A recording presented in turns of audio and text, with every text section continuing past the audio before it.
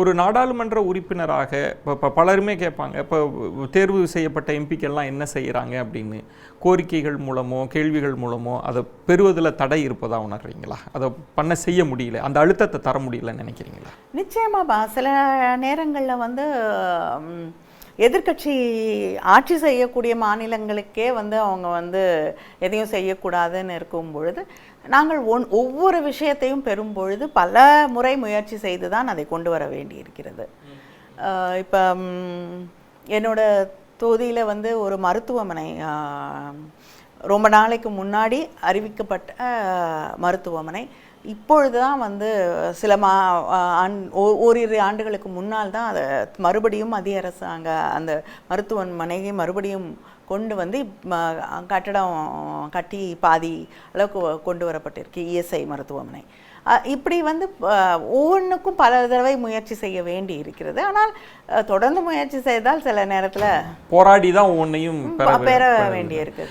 இந்த முறை தென் மாவட்டங்களில் ஒரு பெரிய பாதிப்பு, வரலாறு காணாத ஒரு பேரிடர் அப்படின்னே சொல்லலாம். மக்களுக்கு பெரிய சேதாரம் இருக்குது. இப்போ நீங்கள் சொல்கிறீங்க வந்து மத்திய அரசு நாங்கள் கேட்ட நிதியை கொடுக்கலன்னு. ஆனால் மக்களின் கேட்ட நிதியை இல்லைங்க, ஒன்றுமே கொடுக்கல அப்படின்றீங்க. ஆனால் மக்களினுடைய தேவைகள் அதிகமாக இருக்குது அப்படின்றப்ப அந்த மக்களின் கோபம் ஒருவேளை வந்து உங்கள் மீது திரும்ப வாய்ப்பு இருக்காதா? நீங்க எதுக்கு எடுத்தாலும் பாஜகவை சொல்றீங்க, நீங்க செய்யணுமே அப்படின்லாம் அந்த கோபம் வர வாய்ப்பு. மத்திய அரசு ₹1 தரவில்லை. ஆனால் முதலமைச்சர் சமீபத்தில் தூத்துக்குடிக்கு வந்து பாதிக்கப்பட்ட தூத்துக்குடி திருநெல்வேலி மக்களுக்காக வீடு யாரெல்லாம் வீடு இழந்திருக்கிறார்களோ அவங்களுக்கு மறுபடியும் வீடு கட்டுவதற்கு ₹4 லட்சம் இது வரைக்கும் எந்த ஸ்டேட் கவர்மெண்ட்டும் இதை பண்ணதில்லை. முதல் முறையாக தமிழக முதலமைச்சர் அவர்கள் அறிவித்து அவங்களுக்கு ₹4 லட்சம் வழங்கி இருக்கிறார்கள். அதே போல் மீனவர்கள், படகுகள் பாதிக்கப்பட்டு வலைகள் அறுந்து போய் பாதிக்கப்பட்ட மீனவர்களுக்கு அவங்க திருப்பி வலைகள் படகுகள் இதெல்லாம் வந்து வாங்கிறதுக்கான தொகையை அளித்திருக்கிறார்கள். விவசாயிகள் ஏன்னா அவ்வளோ மோசமாக பாதிக்கப்பட்டிருக்காங்க. சில சாலைகளே உடைந்து அப்படியே அரிச்சிட்டு போய் அந்த வயல்வெளியில் வந்து அந்த மண் கல் எல்லாம் விழுந்திருக்கக்கூடிய நிலையெல்லாம் நம்ம பார்க்குறோம். அப்படிப்பட்ட விவசாயிகள், அவங்களோட பயிர், நிறைய பேருடைய வாழை தோட்டம் பயிர்கள் எல்லாமே அழிஞ்சு போயிடுச்சு. ஸோ அதுக்கு வந்து விவசாயிகளுக்கு நிவாரணம், பாதிக்கப்பட்டிருக்கக்கூடிய சிறு குறு தொழில் முனைவோர், அது மட்டும் இல்லாமல் வியாபாரிகள், இவங்களுக்கெல்லாம் குறைந்த அளவுக்கு வந்து வட்டிக்கான லோன்ஸ் கொடுக்கறதுக்கு ஏற்பாடு செஞ்சுருக்காங்க. இது மாதிரி ஆடு மாடுகள் தண்ணியில் அடிச்சிட்டு போய் இறந்திருந்தால் அவர்களுக்கான நிவாரணம் என்று இத்தனையையும் தமிழக அரசாங்கம் ஒன்றிய அரசிலிருந்து எந்த நிதி உதவியும் பெறாமல் தமிழக முதலமைச்சர் தந்திருக்கிறார். அதனால் அவங்க வந்து கைவிட்டுட்டாங்கங்கிறதுக்காக மக்களை முதலமைச்சர் அவர்கள் கைவிட்டு விடவில்லை. மக்கள் உங்களுடைய அந்த வாதத்தை ஏற்றுக்கொண்டிருக்கிறாங்களா? மத்திய அரசு நம்மளை கைவிட்டுருச்சு, நமக்கு ஒன்றுமே கொடுக்கல, தமிழ்நாடு அரசு தான் செஞ்சிருக்கின்ற புரிதல் இருக்கு. மக்கள் வந்து நிச்சயமாக புரிந்து கொண்டிருக்கிறார்கள். ஏன்னா முதலமைச்சர் தானே வந்து நிதி கொடுக்குறாரு, முதலமைச்சர் தானே வந்து நிவாரணத்தை கொடுக்குறாரு. மத்திய அரசாங்கம் ₹1 கொடுக்கலங்கிறது மக்களுக்கு நல்லா தெரியும். ஆனால் மத்திய அரசின் சார்பாக பாஜக சார்பாக முன்னெச்சரிக்கை நடவடிக்கையை எடுக்காமல் விட்டதுனால தான் இவ்வளோ பெரிய பாதிப்பு அப்படின்னு சொல்கிறாங்களே, அந்த விமர்சனம் அங்கே எடுபட்டு இல்லைங்க. இப்போ ஒரு நாளைக்கு வந்து ஒரே இரவில் 93 சென்டிமீட்டர் மழை.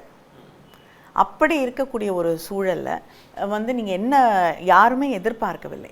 எங்களுக்கு வந்த முன்னெச்சரிக்கையான அங்கே சென்ட்ரல் கவர்மெண்ட் நமக்கு கொடுக்க வேண்டிய